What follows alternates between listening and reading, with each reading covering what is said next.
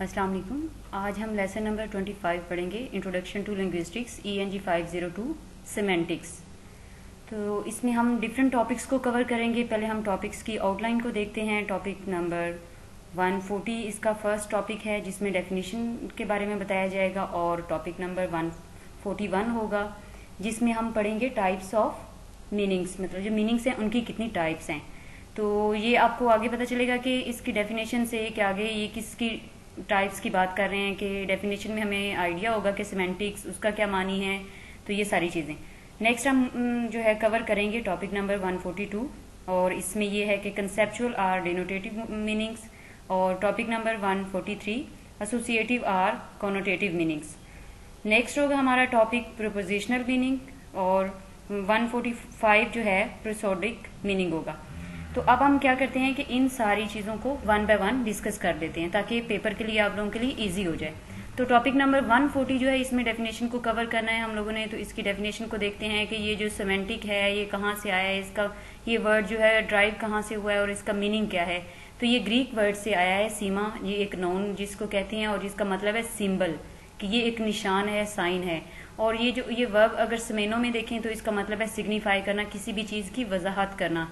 और इसमें ये जो एक राइटर हैं इन्होंने इसके बारे में बताया था कि इसमें क्या होता है कि ये इसको सिग्निफायर भी कहते हैं, कंपोनेंट भी कहते हैं, मतलब डिफरेंट तरह के इसको मीनिंग्स दे सकते हैं। और सिमेंटिक क्या है, ये एक टर्म है जिसको लिंग्विस्टिक्स यूज़ करते हैं। और ये क्यों यूज़ करते हैं, इसमें क्या होता है कि रिलेशनशिप जो है साइन के दरमियान में, किसी चीज़ के दरमियान में जो रिलेशनशिप होता है उसको देखने के लिए लिंग्विस्टिक्स इसको यूज़ करते हैं।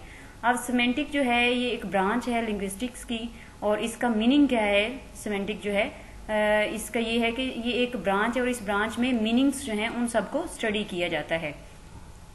अब हम नेक्स्ट मूव करते हैं कि अब किन किन चीज़ों के बारे में ये जो मीनिंग्स हैं और इनको किस तरह से लेके जा सकते हैं। तो ये चीज़ तो हमें पता चल गया कि सिमेंटिक्स उसका क्या, उसकी क्या डेफिनेशन हो सकती है। उसकी डेफिनेशन यही है कि स्टडी ऑफ मीनिंग्स। अब इसकी टाइप्स क्या हैं और किस तरह से हम इनको कवर कर सकते हैं, ये सब चीज़ें हम नेक्स्ट टॉपिक में देखेंगे। Next topic is 141 types of meanings. Types of meanings की बात करें तो डिफरेंट टाइप्स जो हैं सिमेंटिक की वो दी गई हैं, जैसे कि lexical meaning, grammatical meaning, referential, connotative, social, emotive और effective meaning, reflected meaning and thematic meaning. तो ये सारी मीनिंग की टाइप्स हैं। अब हम इनको वन बाय वन डिस्कस करते हैं। लेक्सिकल का मतलब होता है ये वो मीनिंग्स होते हैं जो डिक्शनरी में प्रेजेंट होते हैं। अब ग्रामेटिकल की बात करें, ग्रामर के आइटम्स इसमें शामिल होते हैं, और इसमें सब्जेक्ट वर्ब सब्जेक्ट होता है और ऑब्जेक्ट होता है, और इसको जो हम ये भी कह सकते हैं कि जो है क्वेश्चन मार्क सवालिया निशान के लिए भी यूज़ कर रहे होते हैं, और सिंपल जो क्वेश्चन होता है उसके लिए भी यूज़ कर रहे होते हैं। अब हम नेक्स्ट बात करेंगे रेफरेंशियल मीनिंग की। तो ये जो हैं नॉन लिंग्विस्टिक्स थे, उन्होंने 7 टाइप्स दी थी जो है मीनिंग्स की। और इसमें यह है कि अगर रेफरेंशियल की बात करते हैं तो ये कंसेप्ट पे होता है। अब जो वर्ड है उसके पीछे सारी, जब एक वर्ड उसका नाम लिया जाता है तो उसके पीछे जो सारी स्टोरी होती है वो जहन में आ जाती है। तो नेक्स्ट इसमें ये है कि अब नेक्स्ट हम देखेंगे कॉनोटेटिव मीनिंग। जब एक चीज़ को दूसरी चीज़ से मिलाते हैं तो उसको क्या कहते हैं, कॉनोटेटिव मीनिंग। अब कॉनोटेटिव मीनिंग जैसे एक बुक है, बुक वर्म्स के ये एक अशरात की बुक है, इस तरह से।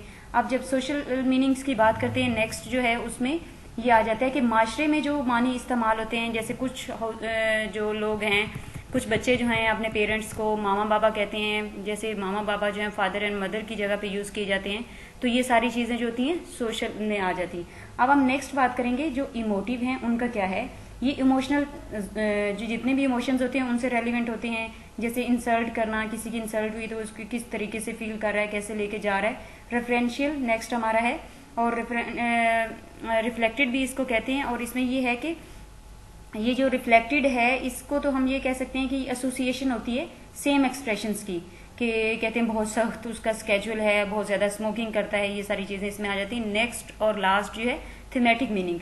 इसमें क्या है कि थीमेटिक मीनिंग में कोई भी स्केड्यूल या प्लान जो है उसके बारे में डिटेल्स दी जाती हैं। जैसे मैं आपको कहती हूँ कि मैं कल आउटिंग पे जाऊँगी, इस तरह की जो चीज़ होगी वो थीमेटिक मीनिंग में आएगी। नेक्स्ट अब हम देखते हैं जो हमारा टॉपिक है, topic number 142 conceptual or denotative meanings.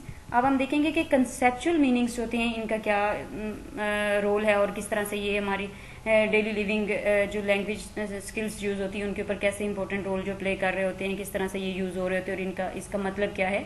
ये मीनिंग्स जो होते हैं ये एक बेसिक कंपोनेंट है जिसमें जो एक वर्ड है उसको लिटरल वे में यूज करके उसके मानी को कन्वे किया जाता है। तो ये मानी जो होते हैं डिक्शनरी वाले होते हैं। जैसे सपोज आप एग्जांपल लें कि एक नीडल है, तो नीडल से हर एक बंदे के ज़हन में डिफरेंट कंसेप्ट होगा। अगर हम नीडल की बात करते हैं, जो टेलर हैं वो कहेंगे कि सिलाई करने के लिए इसको यूज करते हैं। तो वो जो है डिपेंड करता है कि एक इंडिविजुअल जो है वो किस तरह से उसको लेके जा रहा है, ये जो है किस तरह उसको यूज करता है और कैसे उस चीज को उसके बारे में उसके पास पहले ही ऑलरेडी एक नॉलेज जो है उसके ब्रेन में मौजूद है। तो इस तरह से ये इसकी एग्जांपल आती है। अब हम बात करेंगे जो इतनी एक एग्जांपल है, जैसे कुछ लोगों ने कहा कि ये सुई के तौर पे, कुछ ने कहा कि इंजेक्शन लगाने के लिए, तो डिफरेंट मीनिंग्स हैं। तो इससे कंसेप्चुअल से हमें ये पता चल गया कि एक कंसेप्ट के बारे में बताया गया और ये कंसेप्ट हर बंदे का डिफरेंट होता है, सबका सेम नहीं हो सकता। हम नीडल को सिर्फ यही नहीं कह सकते कि जस्ट टेलर जो है जब अपने काम कर रहे हो तो उसी में यूज करते हैं, नहीं ऐसा नहीं है। डॉक्टर्स भी इसको यूज करते हैं और भी बहुत सारी जगहों पर इसको यूज करते हैं। तो ये चीज है। अब हम नेक्स्ट टॉपिक की तरफ मूव करते हैं, टॉपिक नंबर 143, एसोसिएटिव और कॉनोटेटिव मीनिंग्स। अब हम देखते हैं कि कॉनोटेटिव मीनिंग जो है is what people think about to words, कि लोग जो हैं क्या सोचते हैं दो वर्ड्स के बारे में, and find whether it is possible और इम्पॉसिबल, कि इसके बारे में दो अल्फाज के बारे में लोग क्या सोच रहे हैं, पॉजिटिव है या नेगेटिव है। तो ये क्या होगा कि उनकी जाती राय के ऊपर डिपेंड करेगा। जैसे कि बुक वर्म की एग्जाम्पल लेते हैं, इसको ये भी कह सकते हैं कि अशरात की बुक, जिसमें कीड़े मकोड़ों के बारे में चीजें होती हैं, उनके बारे में डिटेल्स होती हैं। लेकिन हम दूसरी साइड पे जाएं तो कुछ लोग ये भी कहते हैं ये तो बुकवर्म, ये तो हर टाइम किताबी कीड़ा बना रहती है, ये रहता है, ये तो बहुत ज्यादा पढ़ता है, इस तरह से। तो ये इसकी एग्जांपल आ जाती है। नेक्स्ट अब हम मूव करते हैं कि जो नेक्स्ट हमारा टॉपिक है, टॉपिक नंबर 144, प्रीपोजिशनल मीनिंग्स।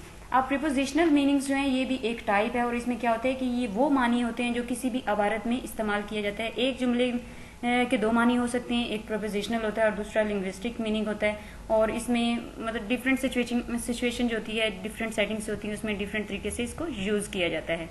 अब हम नेक्स्ट बात करेंगे topic number 145, the prosodic meaning. Prosodic meaning जो है किसी भी लहजे को स्टडी करना हो, स्पीच की रिदम को स्टडी करना हो, तो उसके लिए जो भी एक तरीकाकार यूज किया जाता है, जिस तरीके से उसको स्टडी किया जाता है, उसको प्रोसोडिक मीनिंग कहा जाता है।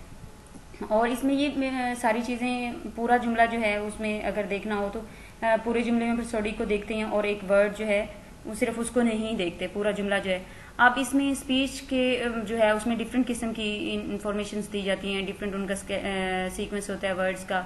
जैसे लिंग्विस्टिक्स जो है डायरेक्ट एक्सप्रेशंस ऑफ मीनिंग, पैरालिंग्विस्टिक्स जो है इंडिकेट करते हैं एटीट्यूड या membership of speech community. Non linguistics जो है ये स्पीकर्स होते हैं जो कि वोकल फिजियोलॉजी के ऊपर काम कर रहे हैं, स्टेट ऑफ हेल्थ को देखते हैं, इमोशनल स्टेट को देखते हैं। तो ये सारी चीजें इसके अंदर आ जाती है। यहाँ तक हमारा लेसन जो है कंप्लीट हो गया है।